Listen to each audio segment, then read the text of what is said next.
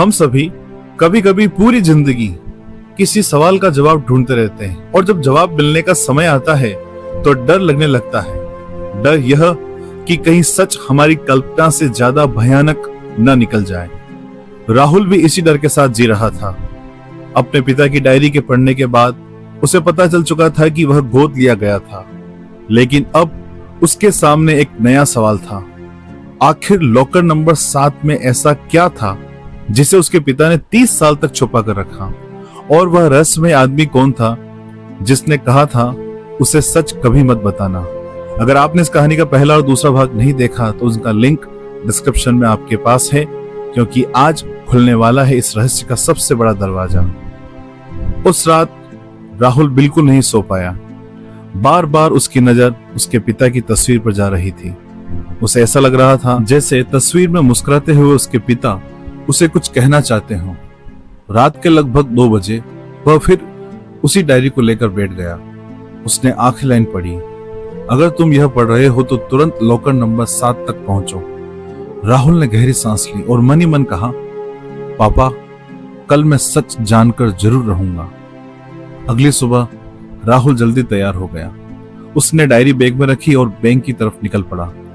पूरा रास्ता उसके मन में अजीब बेचैनी थी।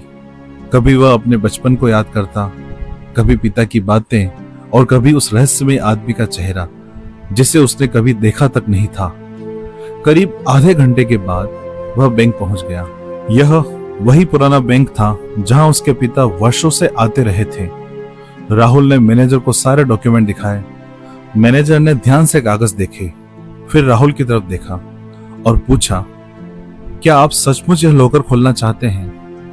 राहुल चौंक गया। जी, क्यों? मैनेजर कुछ सेकंड चुप रहा, फिर बोला, आपके पिता ने विशेष निर्देश छोड़े थे। उन्होंने कहा था अगर कभी राहुल आए तो उसे लॉकर तक जरूर ले जाना। लेकिन क्या? उन्होंने कहा था लॉकर खुलने के बाद उसकी जिंदगी बदल सकती है। राहुल की धड़कन तेज हो गई।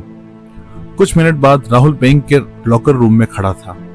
लंबी दीवारें, सैकड़ों लॉकर और बीच में लॉकर नंबर 7। उसके हाथ कांप रहे थे। उसने चाबी डाली, धीरे से घुमाई और एक आवाज आई, लॉकर खुल गया। राहुल की सांसें थम गई, लेकिन अगले ही पल वह हैरान रह गया, क्योंकि अंदर ना कोई सोना था, ना कोई पैसा, ना कोई संपत्ति। सिर्फ 3 चीजें थी, एक पुराना लॉकेट, एक काली सफेद तस्वीर ब्लैक एंड व्हाइट, और एक सील बंद लिफाफा जिस पर लिखा था राहुल के लिए। राहुल ने सबसे पहले तस्वीर उठाई और तस्वीर देखते ही उसका दिल जोर से धड़कने लगा, क्योंकि तस्वीर में एक महिला खड़ी थी और उसके साथ एक आदमी। लेकिन असली झटका उसे तस्वीर के पीछे लिखी हुई तारीख देखकर लगा। तारीख थी 12 अगस्त 1995, यानी उसके जन्म से कुछ महीने पहले की। राहुल ने तस्वीर को पलटा। पीछे सिर्फ एक लाइन लिखी थी, अगर यह तस्वीर राहुल तक पहुंचे तो समझ लेना कि समय आ गया है। राहुल के माथे पर पसीना आ गया। समय? किस बात का समय? वो अपने आप से खुद से सवाल कर रहा था। अब राहुल ने लिफाफा खोला।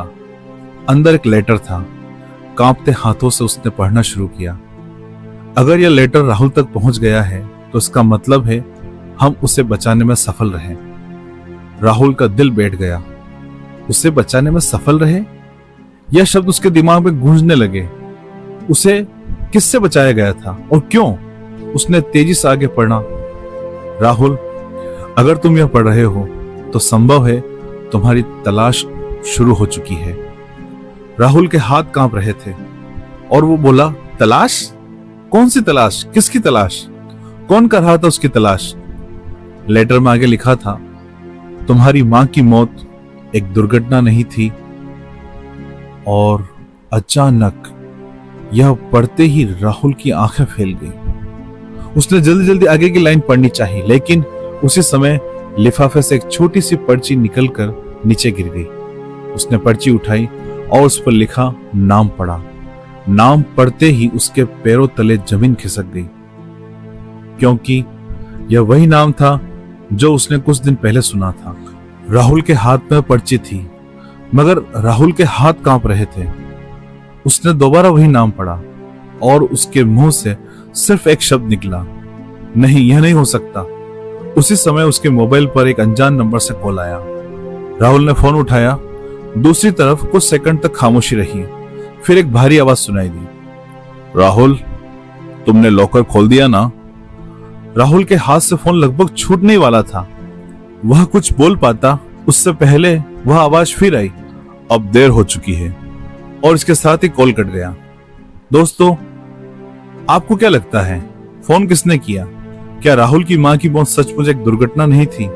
और वह कौन है जो 30 साल बाद भी राहुल पर नजर रखते हुए है? कमेंट में अपनी राय जरूर बताइए, क्योंकि अगले भाग में राहुल पहली बार उस इंसान के पीछे जाएगा जो उसकी जिंदगी का सबसे खतरनाक सच जानता है। तो दोस्तों, अभी तक कहानी आपको कैसी लगी? अगर आपको वास्तव में कहानी के प्रति दिल से जुड़ाव है तो लाइक जरूर करें। क्या सोचते हैं इस कहानी के बारे में आप कमेंट बॉक्स में जरूर बताएं। और हाँ, अभी तक अगर आपने इस चैनल को सब्सक्राइब नहीं किया है तो सब्सक्राइब जरूर कीजिए, क्योंकि यहाँ पर कहानियां सिर्फ सुनाई नहीं जाती, दिल से महसूस कराई जाती है।